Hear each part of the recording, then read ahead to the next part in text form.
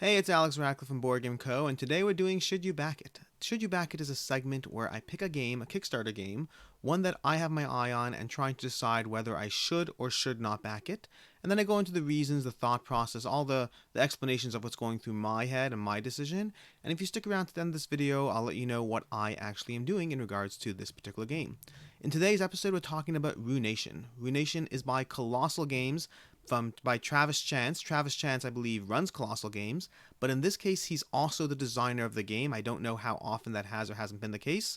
Kolossal Games is known for bringing a bunch of games to the table. I think the standouts, the ones that are most notable, would likely be Mezo, which came out fairly recently, and then Western Legends.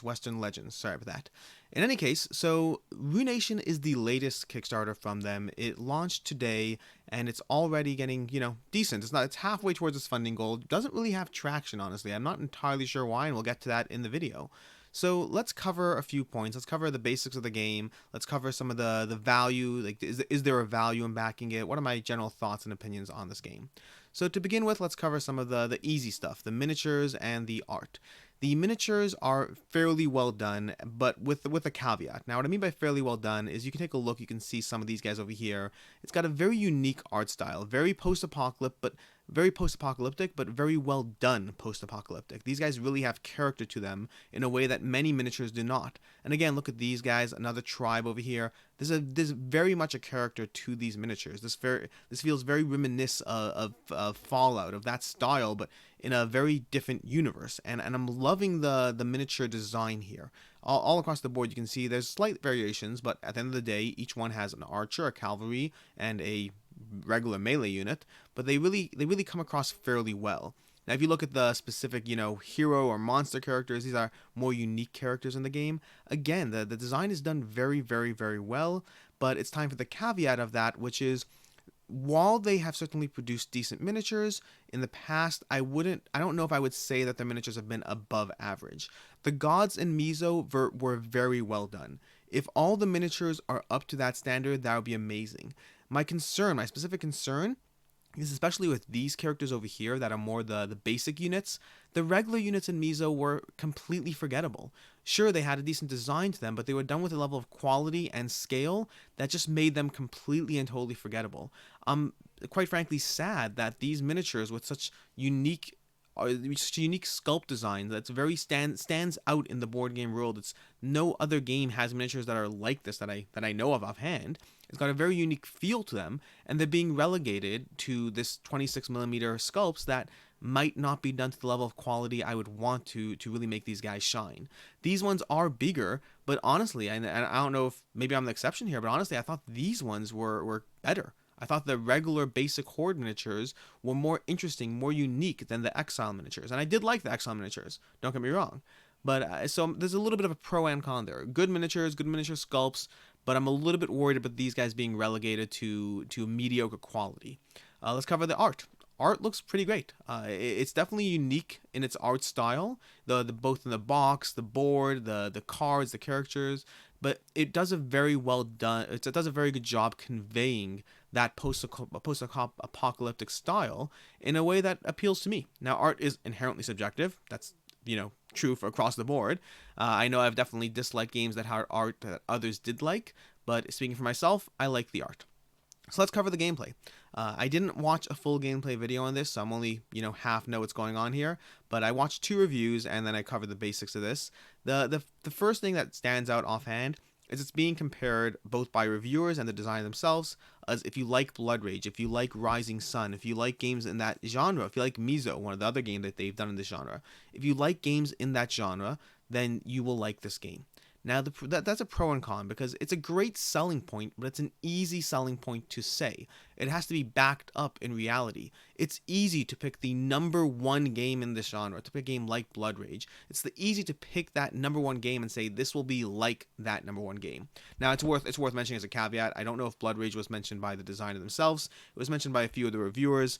I think the designer mentioned other games like Rising Sun, Mezo, and whatnot.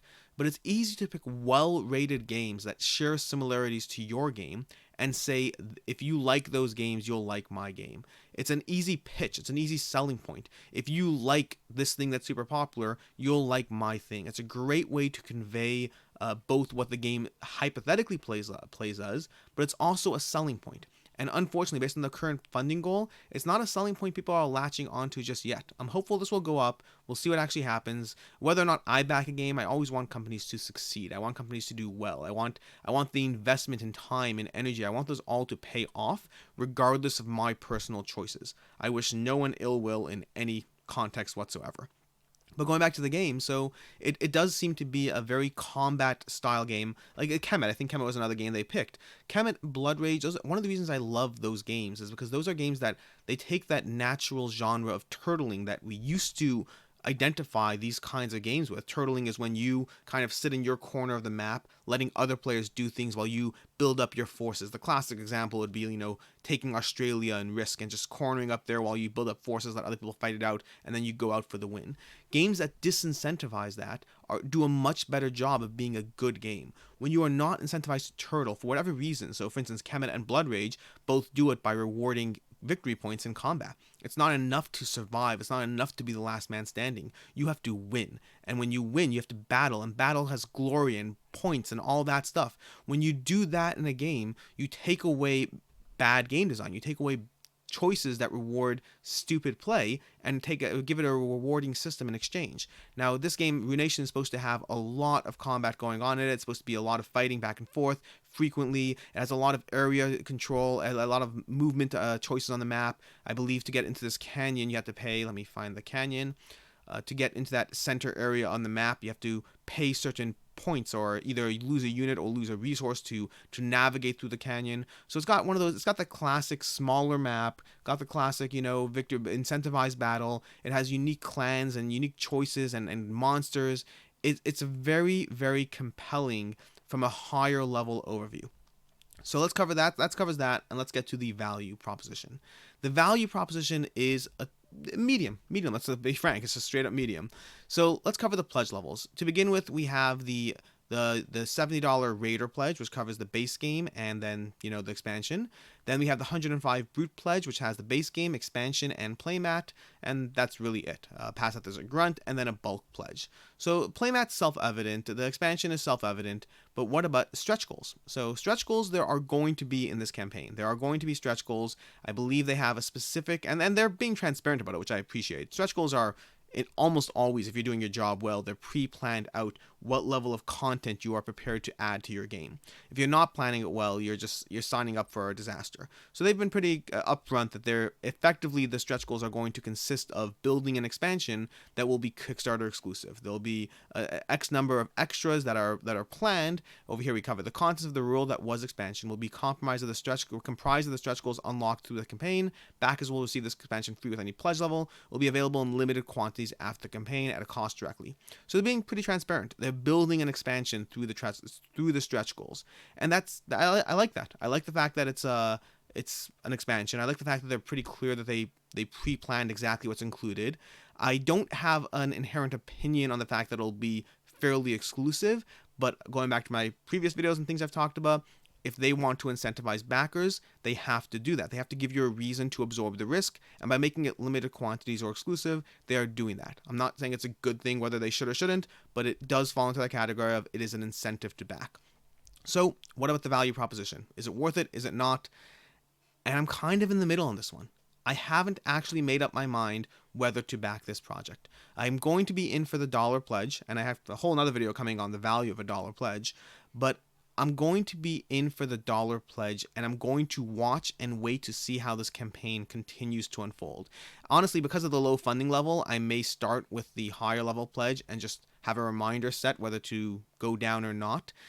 There are a bunch of things that I kind of want to be sold on. I want to be sold on the miniature quality of the basic miniatures. I want to be sold that it's not just going to be relegated to crap quality because they're your basics. I want to see what comes out in the expansion. I want to watch another gameplay video or see a full gameplay video. I don't know if I saw one. I want to watch some more and get a better feel for how the game plays. This is one that I'm very much on the fence on. The art style appeals to me. The miniatures appeal to me. The game, it says it's like Blood Rage and Kemet, which, as much as I know it's good marketing, it's sucking me in because I like Blood Rage and Kemet. The price point is not terrible. It's not great, but it's not terrible. 100, like, I'm not a big playmat person, so for me, I'm looking at $70. Factor in that shipping. Always remember shipping. So let's call it $30 to be safe. Maybe it'll be a little less. I don't know. Let's call it $30. So you're looking at $100. I don't know if there'll be more add-ons, more expansions. I don't know yet. But $100 for effectively Blood Rage plus 2 expansions is not the worst value. It's not the best value either. It's really not, but it's not the worst value. The question is the game good? The question is, will the game deliver on its promise? Will this game sell after the fact for its value or more? I don't know. I really don't. It's not an amazing value. It is a decent value for the game. It is likely to hold that $100 price tag after the fact if it's halfway decent.